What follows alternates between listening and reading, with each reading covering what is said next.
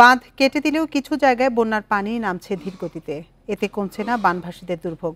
এখনো আশ্রয় কেন্দ্রে ভিড় আছে বন্যার্তদের। তবে যারা বাড়ি ফিরতে পেরেছেন তারা কাদাযুক্ত ঘরবাড়ি পরিষ্কারে নেমে পড়েছেন। এদিকে স্যাঁতস্যাঁতে পরিবেশের কারণে বাড়ছে রোগবালাই। বন্যার পানিতে প্লাবিত কুমিল্লার ১২৫টি ইউনিয়ন। গোমতী নদী থেকে উত্তরের উপজেলার লোকালয়ে পানি প্রবাহ কিছুটা কমেছে, তবে পরিস্থিতির উন্নতি হয়নি দক্ষিণের ৪ উপজেলায়। গোমতীর ভাঙাবাঁধ মেরামতের কাজ দ্রুত শেষ করার কথা জানিয়েছেন জেলা ত্রাণ ও পুনর্বাসন কর্মকর্তা। সিদ্ধান্ত এরকমভাবে হয়েছে যে পানি উন্নয়ন বোর্ড কারিগরি পরামর্শ যেটা আছে সেটা দিবে এবং সেনাবাহিনী এবং পানি উন্নয়ন বোর্ড যৌথভাবে এই বাঁধ মেরামতের কাজটি করবেন। নোয়াখালীতে গত ২ দিন বৃষ্টি না হলেও বন্যা পরিস্থিতির উন্নতি হয়নি। বিভিন্ন জায়গায় খালের বাঁধ কেটে দিলেও পানি নামছে খুবই ধীর গতিতে। এখনও আশ্রয় কেন্দ্রে ভিড় বানভাসীদের। রোড থেকে দিয়ে চলে যাচ্ছে, আসলে ভিতরে যাওয়া দরকার। আমরা পানিবাহিত এখন যেটা বেশি প্রয়োজন বিশুদ্ধ পানি, খাবার স্যালাইন। লক্ষ্মীপুরে বন্যার পানি নামলেও পানিবন্দী ১০ লাখ মানুষ। সুপেয় পানি ও খাদ্য সংকটে বানভাসীরা। সদর উপজেলার অনেক জায়গায় এখনও ত্রাণ পৌঁছায়নি। বেড়ে গেছে পানি, রাস্তার উপরেও প্রচুর, বাসার ভিতরেও প্রচুর। ফেনীতে পানি নামলেও শহরতলির পেট্রোবাংলা, তুলাবাড়ি ও দাগনভূয়ার বেশ কিছু এলাকায় এখনও রয়েছে জলাবদ্ধতা। কাদাযুক্ত ঘরবাড়ি পরিষ্কারে বেগ পেতে হচ্ছে ক্ষতিগ্রস্তদের। এছাড়া দুর্গত এলাকায় বাড়ছে পানিবাহিত রোগীর সংখ্যা। ছেলে মেয়ে ৩ জন জ্বর, পাতলা পায়খানা পানির কারণে হয়েছে, বিষাক্ত পানির কারণে। চাঁদপুরের শাহরাস্তি ও হাজীগঞ্জ উপজেলায় বন্যা পরিস্থিতির কিছুটা উন্নতি। ১০ দিন ধরে পানিবন্দী প্রায় ২ লাখ মানুষ। আমাদের গোখাদ্য দরকার, মানুষের ট্রিটমেন্টের ওষুধ পানির দরকার, আমাদের মনে করেন খানার দরকার। এদিকে মৌলভীবাজারে কাউয়াদিঘি হাকালুকি হাওড় অঞ্চলে পানি নামছে ধীর গতিতে। সোহেলি জাহান, ইন্ডিপেন্ডেন্ট নিউজ। বন্যা পরিস্থিতি নিয়ে আরো জানাতে এবার নোয়াখালী এবং চাঁদপুর থেকে আমাদের সাথে যোগ দিচ্ছেন সহকর্মীরা। শুরুতে যাচ্ছে নোয়াখালীতে, সেখানে আছেন সহকর্মী আবু নাসের। আবু নাসের, আপনি এর আগের বুলেটিনেও দেখিয়েছেন এবং আমরা প্রতিবেদনে যেমনটি দেখছিলাম যে বিভিন্ন জায়গায় বাঁধ কেটে দিয়ে বন্যার পানি নামানোর চেষ্টা করা হচ্ছে। তো আপনি পরিস্থিতি কেমন দেখছেন? পানি কি আসলে নামছে কিনা সেখান থেকে?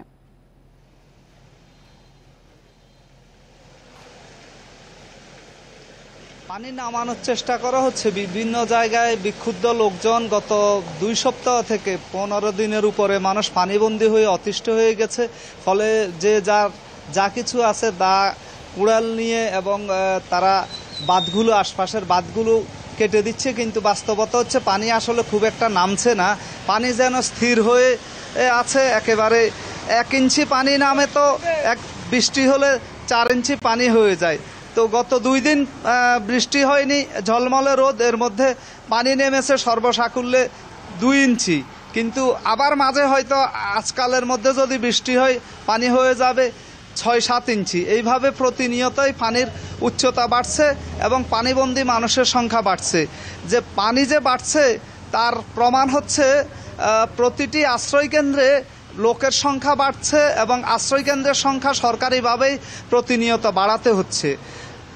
কয়দিন আগেও আশ্রয়কেন্দ্রের সংখ্যা ছিল মাত্র ৮০০, সেখান থেকে আজকের তথ্য অনুযায়ী আশ্রয়কেন্দ্র করা হয়েছে সরকারিভাবে ১৩৯০টি এবং এই আশ্রয়কেন্দ্রগুলোতে সরকারিভাবে পরিচালিত আশ্রয়কেন্দ্রের ঠিকানা হয়েছে প্রায় ৩ লাখ লোকের।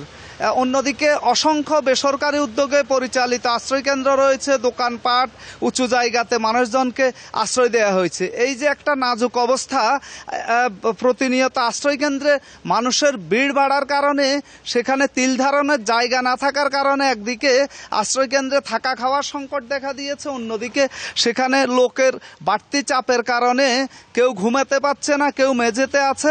শিশুরা এক ধরনের ট্রমার মধ্যে চলে গেছে, তারা খেলাধুলা করতে পারছে না, নামতে পারছে না, রুমের মধ্যে বন্দী এবং গাদাগাদি করে। নানা রকম অসুখও দেখা দিয়েছে শিশুদের মধ্যে, বিশেষ করে পানিবাহিত রোগ এবং আমাশয়, ডায়রিয়া, পেটের পীড়া প্রচণ্ডভাবে দেখা দিয়েছে। হসপিটালগুলোতে তিল ধারণের জায়গা নেই। এই পরিস্থিতিতে খাবার, স্যালাইন এবং অন্যান্য যেই ঔষধের পাশাপাশি পানি বিশুদ্ধকরণ ট্যাবলেট সহ জরুরি যেই চিকিৎসা সেবা কার্যক্রম সেটিকে অনেক বেশি জোরালো করা দরকার বলে বানবাসী মানুষ বলছেন এবং মেডিকেল টিমের সংখ্যা বাড়ানো দরকার বলে বলা হচ্ছে স্থানীয় ভুক্তভোগী লোকজনের পক্ষ থেকে। অবশ্য বেসরকারি উদ্যোগে একাধিক প্রতিষ্ঠান এই যে চিকিৎসা সামগ্রী এবং ঔষধপত্র দিয়ে বানবাসী মানুষকে সহযোগিতা করছে এবং মানুষ বাড়িতে ফিরে না যাওয়ার অন্যতম কারণ হচ্ছে চুলা থেকে শুরু করে সবকিছু যেহেতু এখনো ডুবে আছে, বাড়িতে গিয়ে তারা কিবা করবে, এই অন্তত আশ্রয় কেন্দ্রে দুমুঠো খাবার পেতে পাচ্ছেন। এই পরিস্থিতিতে আসলে কবে নাগাদ তারা বাড়ি ফিরে যাবে এটা নিশ্চিত করে বলা যাচ্ছে না। এ হচ্ছে এখানকার সর্বশেষ। আবু নাসের, আপনি সাথে থাকুন। এবার আমরা যেতে চাই চাঁদপুরে, সেখানে আছেন সহকর্মী মনিরুজ্জামান বাবলু। মনিরুজ্জামান, আমরা নোয়াখালীর পরিস্থিতি শুনছিলাম, চাঁদপুরের পরিস্থিতি কেমন দেখছেন? পানি নামতে শুরু করেছে কিনা এবং আশ্রয় কেন্দ্রে যারা আছেন তারা তাদের নিজেদের বাড়িতে ফিরছেন কিনা? চাঁদপুরে পানি কমতে শুরু করেছে। চাঁদপুরের হাজীগঞ্জ শাহরাস্তি উপজেলায় এখানে বন্যার পানি প্লাবিত হয়েছে এবং ফরিদগঞ্জ উপজেলায় জলাবদ্ধতা ছিল। আমি এই মুহূর্তে রয়েছি চাঁদপুরের হাজীগঞ্জ উপজেলার মোহাম্মদপুর গ্রামে এবং একেবারে প্রান্তিক একটা সড়ক। এই সড়কে কিন্তু গত 2 দিন গতকালও কিন্তু নৌকা চলেছে। আজকে কিন্তু এখানে পানিটা কিছুটা কমেছে। আমি যদি দেখাই মানুষের যে জীবন মান, তাদের যে গো খাদ্য সহ মানুষের চলমান যে কার্যক্রম সেগুলো কিন্তু নৌকার উপরে নির্ভরশীল। এই সড়কের আশেপাশে যাদের বাড়িঘর রয়েছে, কাঁচা ঘরগুলো, সেগুলো কিন্তু অনেক ব্যাপক ক্ষতি হয়েছে। আমরা আজকে সারাদিনে এই 2টি উপজেলার বিভিন্ন গ্রামে গিয়েছি, সেখানে আমরা দেখেছি যে তারা গ্রাম আশ্রয় কেন্দ্র থেকে বাড়িতে যাচ্ছেন না, তারা তাদের ঘরটি যে থাকার যে ঘরটি সেটি কিন্তু ভেঙে পড়ার উপক্রম, মাটি সরে যাচ্ছে, কারো ব্যাস যে ঘরের টিন এগুলো খুলে গেছে, এগুলো নিয়ে নানান অভিযোগ ছিল আশ্রয় কেন্দ্রে থাকা লোকজনের। তারা কিন্তু বাড়ি ফেরার জন্য যেটি চাচ্ছেন সরকারের ত্রাণের খাবারের পাশাপাশি তারা সরকারের কাছে এই গৃহ নির্মাণের যে কোনো সহযোগিতা চাচ্ছেন অনেকে আমাদেরকে জানিয়েছেন। আমি দেখেছি হরিপুর গ্রামে, এই হাজীগঞ্জ উপজেলা, সেখানে কিন্তু একেবারে প্রায় একটি জায়গায় 25টি ঘর একেবারে ভেঙে পড়ার উপক্রম হয়েছে। সেখানে মানুষ অনেক অসহায়তার রয়েছে, তবে স্বেচ্ছাসেবী সহ বিভিন্ন সরকারি সহযোগিতা তারা পাচ্ছেন বলে আমাদেরকে জানিয়েছেন। এছাড়া চাঁদপুরে আমাদেরকে যারা যে ত্রাণ দুর্যোগ বিভাগ থেকে জানিয়েছে এ পর্যন্ত প্রায় 300 মেট্রিক টন চাউল বরাদ্দ দিয়েছে এবং মানুষের যে শাকসবজি এবং ধানের ক্ষয়ক্ষতি হয়েছে 12,000 মেট্রিক টন হেক্টরের জমিতে। এছাড়া সড়কে, আমি যে সড়কে রয়েছে গ্রামীণ সড়ক ক্ষতি হয়েছে 212 কিলোমিটার এবং সেখানে 50টি কালভার্টের মতো ক্ষয়ক্ষতি হয়েছে। পানি নামতে শুরু করায় কিন্তু মানুষের মধ্যে স্বস্তি পেল। যারা আশ্রয় কেন্দ্রে রয়েছেন তারা কিছুটা বিলম্ব করছেন আশ্রয় কেন্দ্র থেকে বাড়িতে ফিরতে। চাঁদপুর থেকে এই ছিল আমার কাছে সর্বশেষ। নোয়াখালী এবং চাঁদপুর থেকে বন্যা পরিস্থিতি সবশেষ তথ্য জানাচ্ছিলেন আমাদের সহকর্মীরা। এদিকে বন্যা কবলিত 11 জেলায় এ পর্যন্ত 54 জনের মৃত্যু হয়েছে। পানিবন্দী অবস্থায় রয়েছে 10,09,500-র বেশি পরিবার। বন্যার সার্বিক পরিস্থিতি নিয়ে দুর্যোগ ব্যবস্থাপনা ও ত্রাণ মন্ত্রণালয়ের বিজ্ঞপ্তিতে এসব তথ্য জানানো হয়েছে। এতে বলা হয়, বন্যায় সবচেয়ে বেশি 19 জনের মৃত্যু হয়েছে ফেনীতে। এছাড়া কুমিল্লায় 14, নোয়াখালীতে 8, চট্টগ্রামে 6, কক্সবাজারে 3 এবং ব্রাহ্মণবাড়িয়া, লক্ষ্মীপুর ও মৌলভীবাজারে 1 জন করে মারা গেছেন। মৌলভীবাজারে এখনও 1 জন নিখোঁজ রয়েছেন। বন্যায় মোট ক্ষতিগ্রস্ত হয়েছে 54,64,167 জন। তাদের জন্য 3,269টি আশ্রয় কেন্দ্র খোলা হয়েছে। দুর্গতদের চিকিৎসায় 567টি মেডিকেল টিম কাজ করছে। এছাড়া প্লাবিত জেলাগুলোতে পর্যাপ্ত ত্রাণ সামগ্রী মজুদ রয়েছে বলেও বিজ্ঞপ্তিতে জানানো হয়েছে।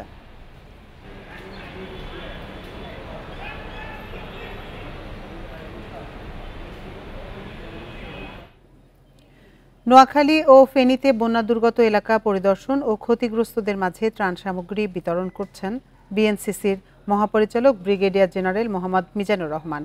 এ সময় তিনি বলেন, দেশের যে কোনো দুর্যোগে বিএনসিসি মানুষের পাশে দাঁড়ায়। দেশের 11 জেলায় চলমান বন্যা পরিস্থিতিতে বিএনসিসি ক্যাডেটরা ত্রাণ বিতরণ এবং আশ্রয় কেন্দ্রগুলোতে সততা ও নিষ্ঠার সাথে কাজ করে যাচ্ছে। এ সময় Mainamati regiment commander lieutenant colonel Rashidul Hasan সহ বিএনসিসি ক্যাডেটরা উপস্থিত ছিলেন।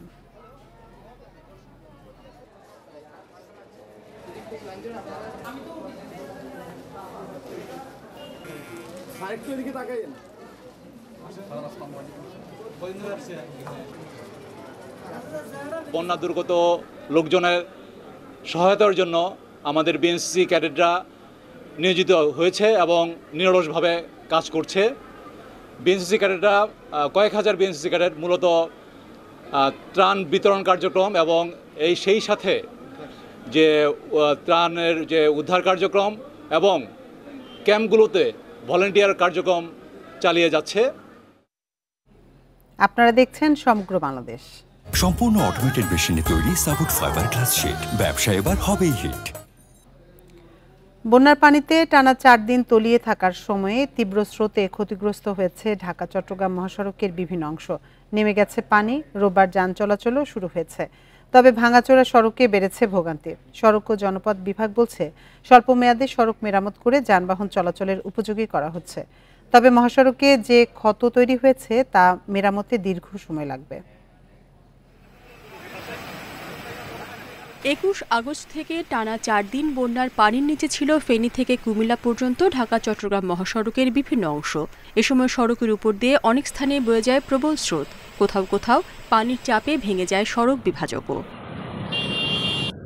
পানি কমে আসায় রোববার থেকে ঢাকা চট্টগ্রাম মহাসড়কে শুরু হয় যান চলাচল। তবে ভাঙাচোরা সড়কে যান চলাচলে নেই স্বাভাবিক গতি।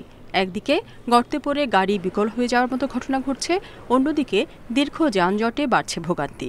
এতে চট্টগ্রাম বন্দর থেকে আসা কন্টেনারবাহী লরিগুলো যেমন পড়ছে বিপাকে, তেমনি ট্রানের গাড়িও পৌঁছাতে পারছে না সময় মতো।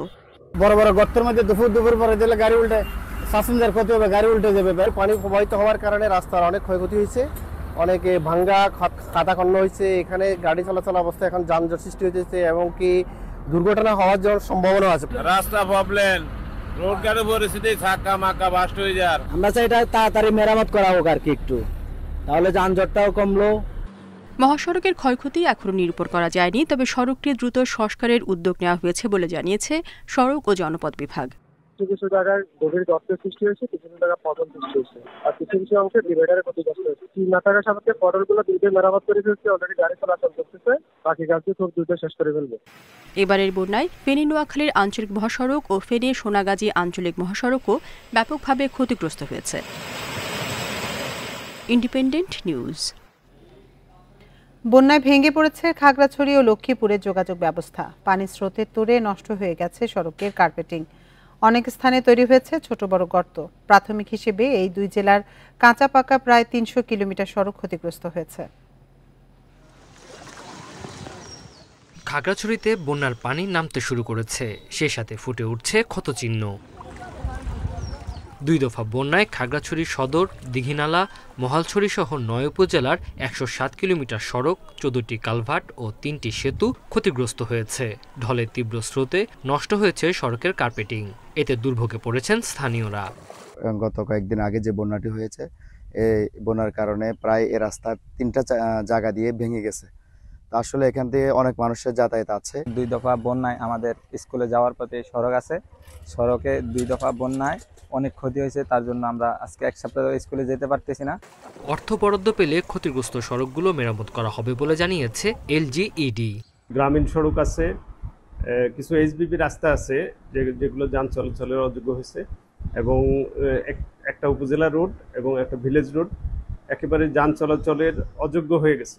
এই রাস্তাগুলোর আমরা দ্রুত প্রাক্কলন করে খাগড়াছড়ি নির্বাহী প্রকৌশলী দপ্তরে প্রেরণ করছি। আশা করতেছি খুব দ্রুত এগুলো পাশ হয়ে আসলে আমরা কাজ শুরু করে দেব।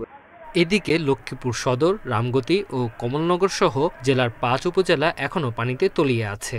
প্রাথমিকভাবে প্রশাসনের হিসাবে জেলার প্রায় 200 কিলোমিটার সড়ক ক্ষতিগ্রস্ত হয়েছে। পানি অতিরিক্ত বেশি, পানির কারণে মানুষ চলাফেরা করতে অতিরিক্ত একটু সমস্যা হইতেছে বা এই ঘর দুয়ারের মধ্যে। এইটা হচ্ছে দক্ষিণ থেকে রামগতির আঞ্চলিক সড়ক। গত 1 সপ্তাহ থেকে আঞ্চলিক সড়কে কোনো রকম কোনো যানবাহন চলতেছে না। আমাদের ইউনিয়নের মানুষগুলো অত্যন্ত যারা গরিব শ্রেণী আছে তারা ঠিকমতো ত্রাণ পাচ্ছে না। পানিতে ডুবে থাকা কিছু সড়কে গাড়ি চললেও সার্বিকভাবে জেলার সড়ক যোগাযোগ ভেঙে পড়েছে। Tanzil Hasnat, independent news. বন্যার কারণে রাস্তার ক্ষতি হওয়ায় যান চলাচল ব্যাহত হচ্ছে। এ নিয়ে জানাতে ফেনী থেকে আমাদের সাথে যোগ দিচ্ছেন সহকর্মী সমীর উদ্দিন। সমীর, বন্যার পানিতে তলিয়ে থাকার ফলে সড়কের যে ক্ষতি হয়েছে সেগুলো মেরামতে কি পরিমাণ সময় লাগতে পারে? আপনাকে বলে রাখি, ঢাকা চট্টগ্রাম মহাসড়কের একদম কুমিল্লা এবং ফেনী এই জায়গাটা থেকে পানি উপচিয়ে যখন ডিভাইডার উপর দিয়ে গিয়েছিল, তখন ঢাকা চট্টগ্রাম মহাসড়ক অনেকাংশেই ব্যাপক ক্ষতি হয়েছে, খানাখন্দ ভরে গেছে, সেখানে গাড়ি চলাচল বন্ধ ছিল। তবে গত রোববার থেকে গাড়ি চলাচল স্বাভাবিক হয়েছে। এখন কিন্তু গাড়ি চলছে, তবে কিছু ধীরগতি আছে, কারণ খানাখন্দ আছে, এইগুলোতে গাড়ি পড়ে অনেক সময় বিকল হয়ে যায়। আর আমি এখন আছি হচ্ছে ফুলগাজী উপজেলার দরবারপুর ইউনিয়নের জগৎপুর এলাকাতে। এখানে যদি সড়ক ব্যবস্থার কথা বলি, একেবারে ভঙ্গুর অবস্থা হয়েছে। এখানে যোগাযোগ ব্যবস্থা একেবারে বিচ্ছিন্ন হয়ে গেছে। জগৎপুরের প্রায় আধা কিলোমিটার জায়গার মধ্যে আমরা দেখেছি প্রায় 13টি ভাঙন পড়েছে। এখানে আমরা যে জায়গাটি আছি, এটি জগৎপুরের একটি মোড় এলাকা, 3 রাস্তা। এখানে কিন্তু একটি দোকান ছিল, দোকানের অস্তিত্বই নেই, একেবারে উড়িয়ে নিয়ে গেছে এই নদীর স্রোতে। এখানকার যে পরিস্থিতি, এটি আসলে অবর্ণনীয়। এখানকার মানুষ যোগাযোগে করতে পারছে না, যার ফলে তাদের পারিবারিক যে বিপর্যয় সেটি এখন নেমে আসছে। এখন যদি কোনো অন্তঃসত্ত্বা নারী যদি তাকে হসপিটাল নিতে হয়, সেটিও করা যাবে না। সেখানে তার বড় ধরনের দুর্ঘটনা ঘটতে পারে, কারণ রাস্তা যোগাযোগ ব্যবস্থাই বিচ্ছিন্ন। এখানকার মানুষ দাবি করছে, তাদের যদি যোগাযোগ ব্যবস্থা যদি অন্তত ঠিক করা যায়, তাহলে তাদের মানুষের যে জীবনযাত্রার মানের যে কার্যক্রমগুলো, তারা স্বাভাবিকভাবে সেগুলো করতে পারবে। আর ফলে তারা যে হারিয়েছে যে জিনিসগুলো, একটু ঘুরে দাঁড়াতে পারবে। ঘুরে দাঁড়ানোর জন্য তাদের জন্য দরকার হচ্ছে যোগাযোগ ব্যবস্থা ঠিক রাখা। কিছুক্ষণ আগে আমি দেখেছি যে পল্লী বিদ্যুতের কর্মীরা তারা নির্লস পরিশ্রম করে সেখানে পিলারগুলো ঠিক করছে, বিদ্যুৎ সংযোগ দেওয়ার চেষ্টা করছে, কারণ নদীর এই পরিমাণ স্রোত ছিল যে এখানে অনেকগুলো পিলারই ভেঙে পড়েছে।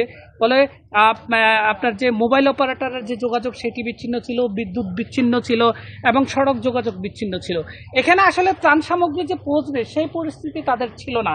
তবে এখন পানি শুকানোর সাথে সাথে কিছু ত্রাণ আসছে, সেটি যৎসামান্য পুরোটাই আনতে পারছে না। কারণ হচ্ছে কি, এখানে তো মানুষে আসতে পারছে না, কিভাবে তাদের এই ত্রাণগুলো নিয়ে আসবে। তবে কিছু কিছু ত্রাণ আস্তে আস্তে আসছে, তারা এখন খেয়ে পরে কোনো রকম বাঁচতে, তাদের শুকনো খাবারকে এখন যে জিনিসটা দরকার সেটা হচ্ছে চাল, ডাল, তেল, এই নিত্য পণ্যের যে খাদ্য সেগুলো দরকার। সেটি করার জন্য তাদের এখন যে কার্যক্রম সেটি তারা আসলে চালাচ্ছে। আর তাদের একান্তই দাবি হচ্ছে যত দ্রুত সম্ভব সড়কের যোগাযোগ ব্যবস্থা ঠিক করা। যদি যোগাযোগ ব্যবস্থা ঠিক করা যায়, তাদের জীবনযাত্রা চলমান থাকবে, নতুবা তাদের মানবিক বিপর্যয় হবে। এটি ছিল আমার কাছে ফেনীর ফুলগাজীতে বন্যার পরে যে ক্ষত সেটির সর্বশেষ অবস্থা।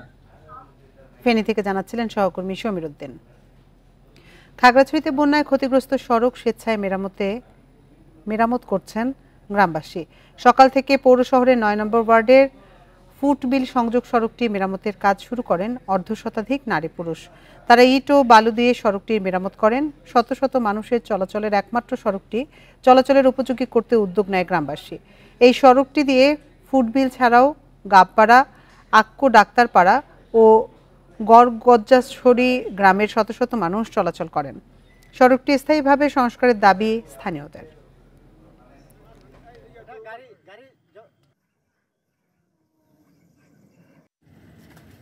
বৃষ্টির কারণে রাস্তা ভেঙে যাওয়ায় আমরা যাতায়াত করতে পারতেছি না। তো আমরা অপেক্ষা ছিলাম প্রশাসনের, কিন্তু তারা কিছু করে নাই। তো আমরা কয়েকটা গ্রাম নিয়ে আমরা এখন একত্রিত হয়ে সংস্কার করছি। আমাদের বড় ভাই বড় বোন আছে, তারপর হচ্ছে ছোট বোন আছে, এরা রাস্তাঘাট কোনো মতে ঠিক করতেছে। সমগ্র বাংলাদেশে একটি বন্যায় 1 সপ্তাহের বেশি সময় বেকার কুমিল্লার 1.5 লাখ দিনমজুর। জেলার 14টি উপজেলায় রাস্তাঘাট, ঘরবাড়ি পানিতে তলিয়ে যাওয়ায় বন্ধ হয়ে গেছে আয় রোজগার। পরিবার পরিজন নিয়ে ত্রাণ সহায়তায় কোনো রকমে দিন পার করছেন তারা। কুমিল্লার বুড়িচং উপজেলার ইছাপুর গ্রামের দিনমজুর জালাল। আশ্রয়ণ প্রকল্পের মাথা গোঁজার ঠাইটুকু বন্যার পানিতে তলিয়ে গেছে। পরিবার নিয়ে উঠেছেন সোনার বাংলা কলেজ আশ্রয় কেন্দ্রে। বুড়িচং বাজারে ট্রাক থেকে পণ্য ওঠানামার কাজ করতেন জালাল। বন্যায় বন্ধ বাজারের সব কার্যক্রম। কবে পানি নামবে আর কাজে ফিরবেন এই নিয়ে দুশ্চিন্তায় তিনি। মাল নামানোর সমস্যা হচ্ছে, গাড়ি ঘোড়া আসতেছে না, মাল নামাবো কীভাবে? কমছিল না ফিরলে তো টাকা পয়সা আসবে না। মানুষ চলাচল করতে পারে না, পানি এখন কমলে না যদি কাজ আসে। এখন তো কাজ বন্ধ, এখন কাজ চালু হইলে না তারপরে কাজ করতে পারতো। জালালের মতো বেকার কুমিল্লার 14 উপজেলার 1.5 লাখ দিনমজুর। পরিবার পরিজন নিয়ে বিপাকে পড়েছেন তারাও। আমি তো দিন মজুর, সারাদিন কাজ করি, ফ্যাক পানি আমার কাছে কিছু না, আমি এটার মধ্যে থাকতে, আমার উপরে সংসারটা চলে। ত্রাণ ও দুর্যোগ ব্যবস্থাপনা কর্মকর্তা জানান, বন্যার ক্ষয়ক্ষতি পরিমাণ নিরূপণ করে ক্ষতিগ্রস্তদের সহযোগিতা করা হবে।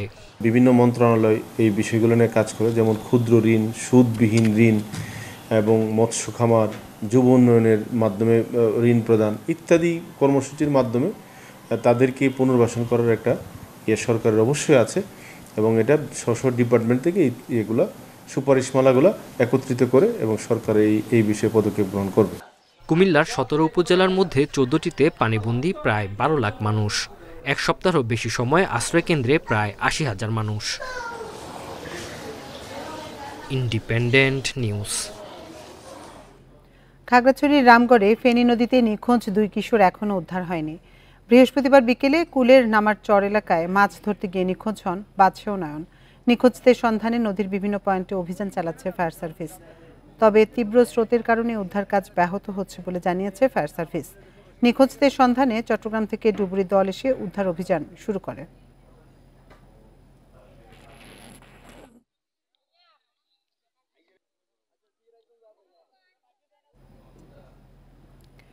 সবজির বাজারে বন্যার প্রভাব কাটেনি পুরোপুরি। কোথাও স্থিতিশীল, কোথাও আবার বাড়তি দামে বিক্রি হচ্ছে সবজি। বিক্রেতাদের দাবি, বন্যা পরিস্থিতি ও সরবরাহ স্বাভাবিক হলে কমবে দাম।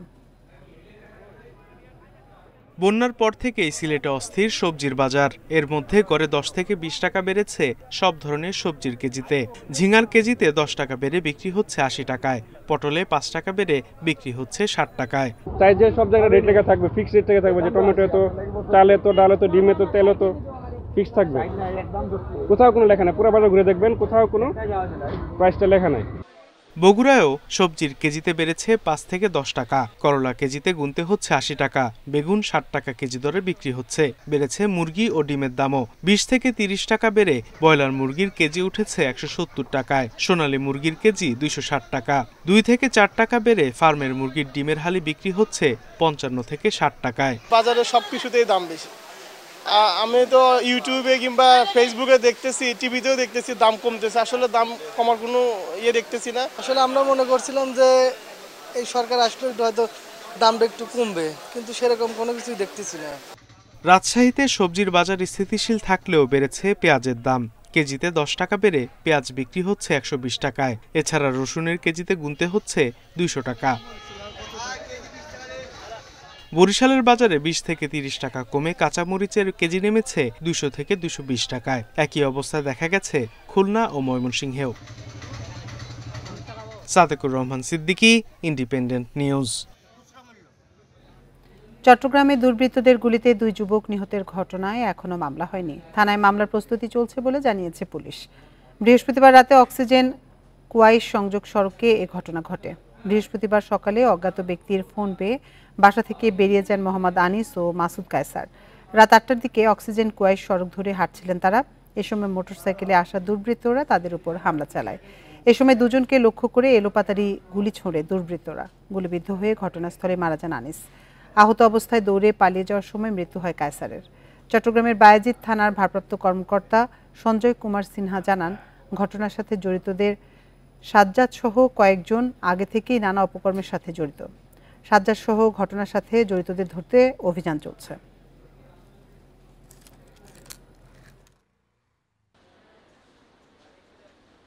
একটা ছেলের নাম আসছে তো সাজ্জাদ, ওর এখানে কিছুদিন আগে একটা ছেলেকে কোপাই ছিল সুমন নামে। মামলার পলাতক আসে, ওর সাথে বাকিগুলোর অ্যারেস্ট করা হয়েছিল, তো পলাতক ছিল।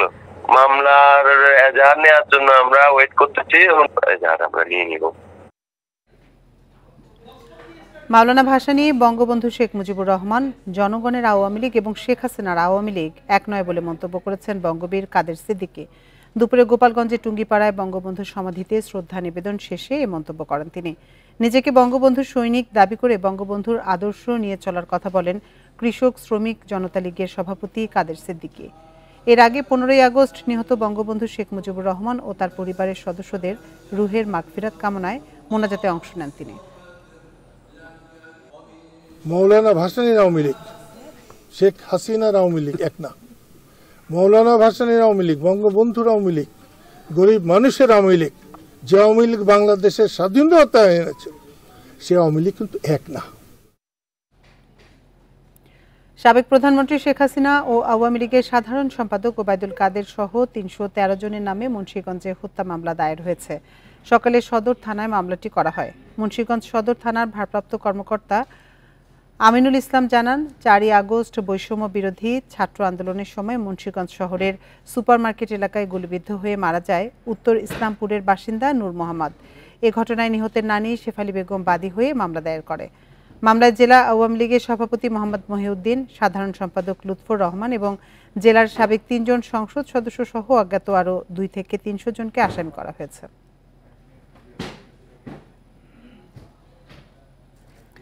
নৌ ও সড়কপথে আমদানি রপ্তানির পণ্য পরিবহনের সিন্ডিকেটের দৌরাত্ম্য এবং চাঁদাবাজি কমে যাওয়ায় ব্যবসায়ীদের খরচ কমেছে, কিন্তু এখনও এর ইতিবাচক প্রভাব পড়েনি বাজারে। সংশ্লিষ্টরা বলছেন, লাইটার জাহাজ ও সড়ক পরিবহনে আরও কিছু পদক্ষেপ ও বাজারে পণ্য সরবরাহ স্বাভাবিক হলে সুফল পাবেন ভোক্তারা। তবে ভোক্তা অধিকার সংগঠনের দাবি, ব্যবসায়ীরা অতি লাভের আশায় বাড়াচ্ছেন দাম। চট্টগ্রাম বন্দরের বহির্নোঙর থেকে দেশের ৩৪টি নৌপথে পণ্য পরিবহন আগে নিয়ন্ত্রণ করত জাহাজ মালিকদের জোট WTC। পরে নিজেদের বিরোধের জেরে আরও ২টি সংগঠন দাঁড়ালে শেষ পর্যন্ত এই নিয়ন্ত্রণ হারায় তারা। এখন লাইটার জাহাজ পরিচালিত হচ্ছে ওপেন মার্কেট সিস্টেমে, ফলে পণ্য পরিবহনে কমেছে খরচ। আগে টন প্রতি ভাড়া ৫৮০ টাকার উপরে থাকলেও এখন তা ৪৬০ টাকা। একইভাবে কমবে কমিশনের টাকাও। যেটা ওয়াটার ট্রান্সপোর্ট সেল অ্যাক্টিভ নাই বর্তমানে, না থাকাতে একটা কম্পিটিটিভ মার্কেট তৈরি হয়েছে। সেই মার্কেটের কারণে জাহাজ ভাড়া আগের চাইতে কিছু কমেছে। জাহাজের ন্যূনতম যে ব্যয়, সেটা যদি জাহাজ মালিকরা না পায়, তাহলে তো জাহাজের আবার স্ট্যান্ডার্ড মেনটেন করার জন্য কষ্টকর হয়ে যাবে। এদিকে ঢাকা চট্টগ্রাম মহাসড়কে ট্রাকে পণ্য পরিবহনের ক্ষেত্রে চাঁদাবাজিও কমে গেছে। তবে পরিবহন খরচ কমলেও এর প্রভাব পড়েনি বাজারে, বলছেন সংশ্লিষ্টরা। পথপথে তাদের চাঁদা দিতে হতো, সেটা এখন এই বছর মানে কিছুদিন ধরে তারা দিতে হচ্ছে না। সেই কারণে ট্রান্সপোর্ট খরচ কমলেও আমাদের দ্রব্যমূল্য দাম কমেনি। সেটি হচ্ছে মূলত সাপ্লাই চেইন ঠিক না থাকার কারণে। তবে দাম কমানোর ক্ষেত্রে ব্যবসায়ীরা আন্তরিক নয় বলে অভিযোগ ভোক্তা অধিকার আন্দোলনের। ঘাটে ঘাটে সোনা দেওয়া লাগতো, পরিবহনে সোনা দেওয়া লাগতো, অনেক জায়গাতে খরচ অনেক বেশি ছিল। সে খরচগুলো কমার পরেও এখন ব্যবসায়ীরা তাদের নিত্য নতুন কৌশলে যে দাম বাড়ার বা অতি মুনাফার যে প্রক্রিয়া, সেটা কিন্তু অব্যাহত রেখেছে। এদিকে বাজার পরিস্থিতি স্বাভাবিক করতে সরকারকে উদ্যোগ নেওয়ার দাবি ব্যবসায়ীদের। Independent news. আপনারা দেখছেন সমগ্র বাংলাদেশ। স্টিকি থিনার, কাঠ, গাড়ি অথবা বাড়ি, সব রঙে কার্যকরী। বরিশালে থানাগুলোতে শুরু হয়েছে অস্ত্র জমাদান। ২০০৯ সালের ৬ জানুয়ারি থেকে এবছরের ৫ আগস্ট পর্যন্ত এসব অস্ত্রের লাইসেন্স প্রদান করা হয়েছিল। এই সময়ের মধ্যে বরিশাল জেলা ও মহানগর এলাকায় ১৯৬টি অস্ত্রের লাইসেন্স প্রদান করা হয়। এসব অস্ত্রের মধ্যে রয়েছে পিস্তল, রিভলভার, শটগান, একনলা ও দোনলা রাইফেল। জেলা প্রশাসন থেকে এরই মধ্যে অস্ত্র উদ্ধারের নির্দেশিকা পুলিশের কাছে পাঠানো হয়েছে। এদিকে অস্ত্র জমা দিয়ে পুনরায় তা ফিরে পাবেন কিনা এ নিয়ে দুশ্চিন্তায় রয়েছেন লাইসেন্সধারীরা। অনেকে শখ করে, আবার কেউ ব্যক্তিগত নিরাপত্তার জন্য এসব অস্ত্র কিনেছিলেন বলে দাবি করেন।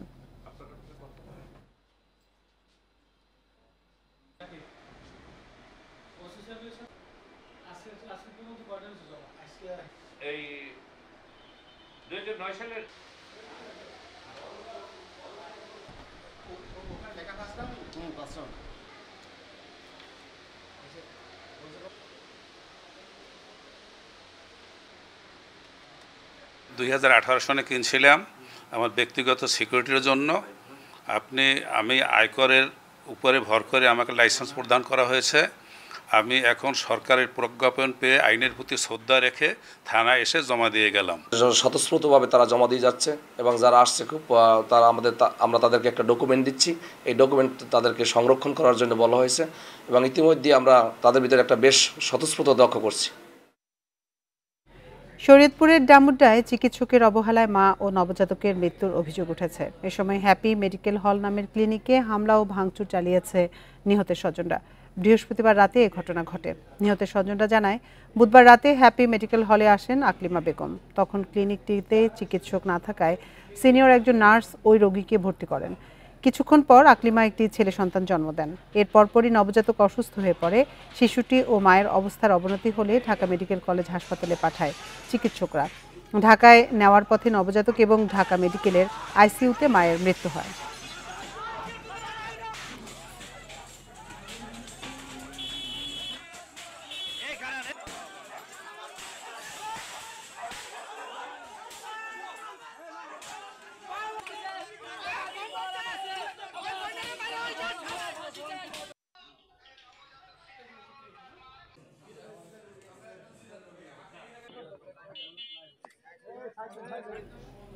মেহেরপুরের কেশাবপাড়ার একটি বাড়িতে অভিযান চালিয়ে সাবেক জনপ্রশাসন মন্ত্রী ফরহাদ হোসেনের অনুকূলে দেয়া সরকারি ত্রাণের মালামাল উদ্ধার করেছে যৌথ বাহিনী। একটি বাড়িতে সরকারি মালামাল রয়েছে এমন তথ্যের ভিত্তিতে শুক্রবার রাতে অভিযানে নামে পুলিশ ও সেনাবাহিনীর একটি দল। অভিযানে হুইলচেয়ার, খেলার সামগ্রী, টেলিভিশন, সেলাই মেশিন, কাপড়সহ নানা ত্রাণ সামগ্রী উদ্ধার করা হয়। বাড়ির মালিক সুরমান আলী জানান, সাবেক জনপ্রশাসন মন্ত্রীর আত্মীয় শাহজাহান সিরাজ দোলন তার বাড়ির নিচতলা ভাড়া নিয়ে সেখানে প্রায় 1 বছর ধরে এসব মালামাল রেখেছিলেন।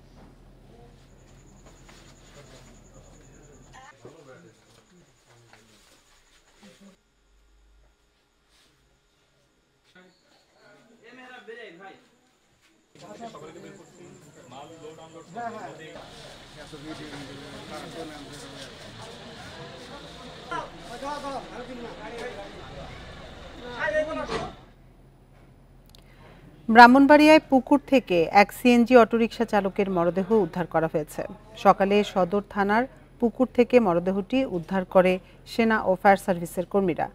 স্ত্রী শেফালি বেগম জানায়, মাদক সেবনের পর নিজ ঘরে ভাঙচুর চালায় মোহাম্মদ হাদিসুর। এক পর্যায়ে পুকুরে ঝাঁপ দেয় সে।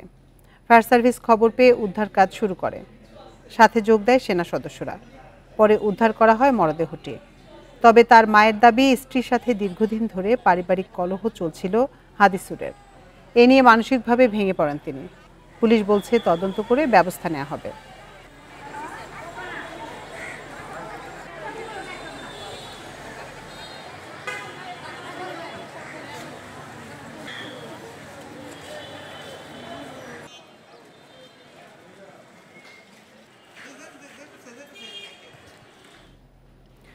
আন্তর্জাতিক গণমাধ্যমের কাছে বৈষম্য বিরোধী ছাত্র আন্দোলনের সঠিক খবর পৌঁছে দিতে শিক্ষার্থীরা গড়ে তোলেন স্বেচ্ছাসেবী সংগঠন স্বাধীন বাংলা বেতার কেন্দ্র।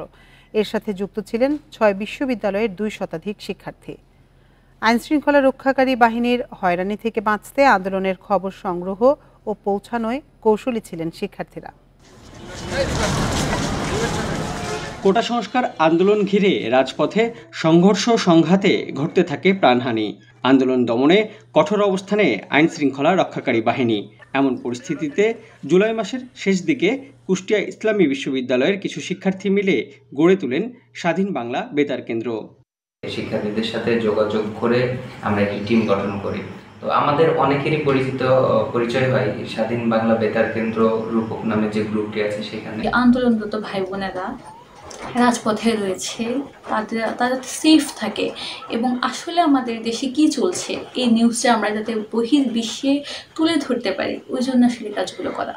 উদ্যোক্তারা জানান, আন্দোলনের সময় চাপের মুখে দেশের টেলিভিশন চ্যানেলগুলো চাইলেও তুলে ধরতে পারেনি সঠিক সংবাদ।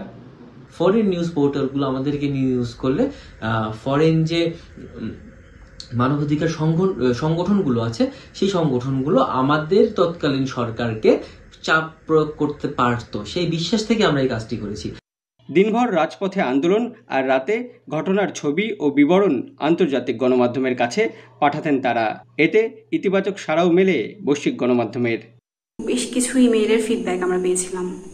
তো আমরা বিশ্বাস করি যে প্রত্যক্ষ বা পরোক্ষভাবে হলেও এই বাংলাদেশ যেখানে নিজ নিজ আদর্শ চর্চা করা যায়, সেই বাংলাদেশের জন্য আমাদের এই কাজ ন্যূনতম ভূমিকা হলেও রেখেছে।